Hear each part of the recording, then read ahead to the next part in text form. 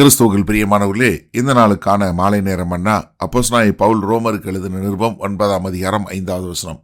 ரோமர் 9:5, ரோமன்ஸ் 9:5. பிதாக்கள் அவர்களுடையவர்களே, மாம்சத்தின்படி கிறிஸ்துவும் அவர்களில் பிறந்தாரே. இவர் என்றென்றைக்கும் ஸ்தோத்தரிக்கப்பட்ட சர்வத்திற்கும் மேலான தேவன். ஆமேன். இப்போ அப்போஸ்தலனாகிய பவுல் என்ன சொல்றாரு? இந்த இரட்சகர் என்று சொல்லக்கூடிய, அபிஷேகிக்கப்பட்டவர் என்று சொல்லக்கூடிய, மேசியா என்று சொல்லக்கூடியவர் யாருக்கு வந்தார்? இஸ்ரவேலிலிருந்து ரட்சிப்பதற்காக வந்தார். இப்போ பிதாக்கள் அவருடையவர்களே, பிதாக்கள்ங்கிறது யாரை சொல்றாரு? யூதர்களுக்கு நல்லா தெரியும், ஆபிரகாம், ஈசாக்கு, யாக்கோபு தான் பிதாக்கள் என்று சொல்லக்கூடியதா. இவங்க பாட்ரியாக் என்று சொல்லக்கூடிய அவங்க தான் கர்த்தருடைய உடன்படிக்கையின் வாக்குத்தத்தத்திற்கு சுதந்திரவாளிகள் என்று சொல்லக்கூடியவர்களா. அதுல இருந்தா என்ன வந்தது? இயேசு கிறிஸ்து வந்தார். மாம்சத்தின்படி அதுல தான் வந்தாரு. ஏன்னா நீங்க ரொம்ப தெளிவா பார்க்க முடியும். கர்த்தராகிய இயேசு கிறிஸ்துவை பற்றி சொல்லும்போது நீங்க மத்தேயு 1வது அதிகாரத்தில் முதல் 17 வசனங்கள் வாசிங்கன்னா, இயேசு கிறிஸ்துவனுடைய வம்ச வரலாறுல என்ன, ஆபிரகாம்ல தொடங்கி தாவீது வழியாக கடைசி வரைக்கும் அவர் சொல்லக்கூடிய ஒரு காரியத்தை நம்ம பார்க்க முடியும். அப்ப என்ன, மாம்சத்தின்படி அவர் எங்க இதுல தான் வந்தாரு. ஏன்னா நீங்க யோவான் 1வது அதிகாரம் 1வது வசனத்தில் என்ன பார்க்கிறோம்? ஆதியிலே வார்த்தை இருந்தது, அந்த வார்த்தை யார் இருந்து? தேவனிடத்தில் இருந்து, அந்த வார்த்தை தேவனாய் இருந்தது. அப்ப இயேசு கிறிஸ்து தான் தேவன் என்று சொல்லக்கூடிய காரியம். ஏன்னா அதே யோவான் 1வது அதிகாரம் 14வது வசனத்தில் என்ன சொல்லுது? அந்த வார்த்தை மாம்சமாகி நமக்குள்ளே வாசம் பண்ணினார். என்ன, அவர் புதிதாக உருவாக்கப்படலை, அவர் ஏற்கனவே இருந்தாரு, மாம்சத்தில் வந்தாரு என்று சொல்லக்கூடியதாக.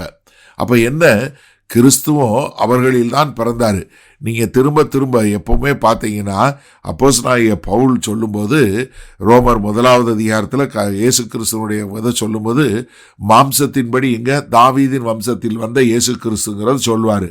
அதே மாதிரி இஸ்ரவேல் தேச மக்கள் எல்லாம் என்ன சொல்றாங்க? தாவீதின் குமாரனே, பார்த்திமேயு என்ன சொன்னாரு? தாவீதின் குமாரனே எனக்கு இரங்கும். யாராக இருந்தாலும் கர்த்தராகிய இயேசு கிறிஸ்து கேட்கும்போது என்ன சொல்லி கேட்குறாங்க? தாவீதின் குமாரன் என்று சொல்லக்கூடியதாக.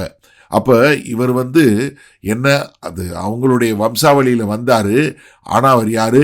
அவரு தேவன். என்ன சொல்றாரு? இவர் என்றென்றைக்கும் ஸ்தோத்தரிக்கப்பட்ட சர்வத்திற்கும் மேலான தேவன்.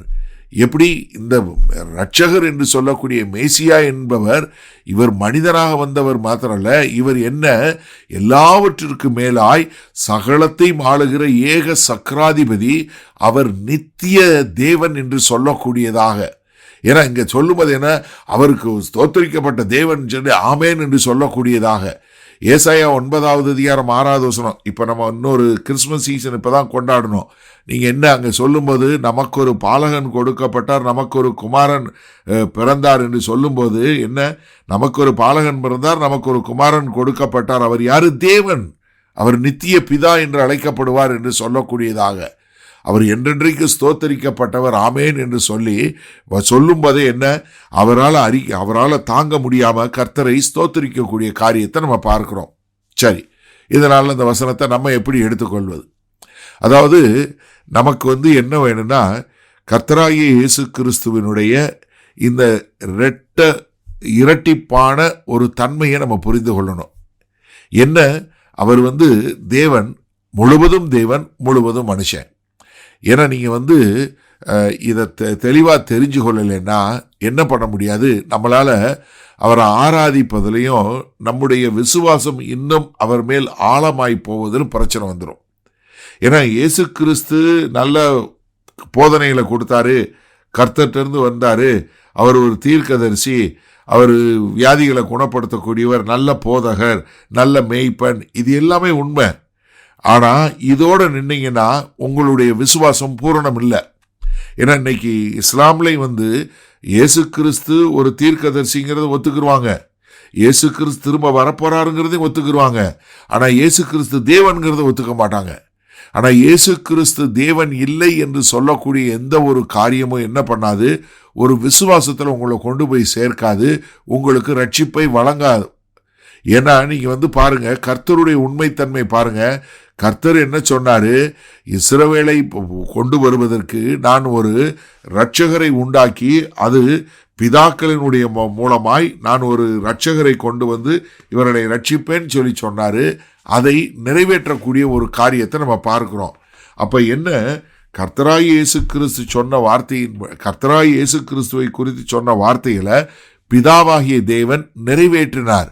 அப்போ நம்ம என்ன பண்ணணும்? நமக்கு கிறிஸ்துவை குறித்த ஒரு பயபக்தி நம்ம கிட்ட இருக்கணும்.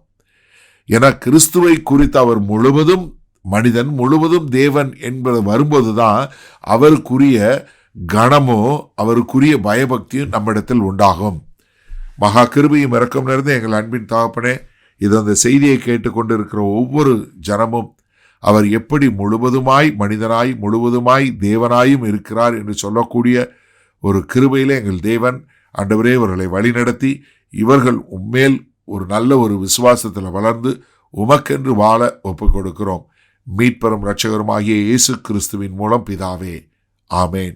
கர்த்தர் உங்களை ஆசீர்வதிப்பாராக. நாம் நாளை காலை தினசரி தியானத்தில் சந்திப்போம். Good night.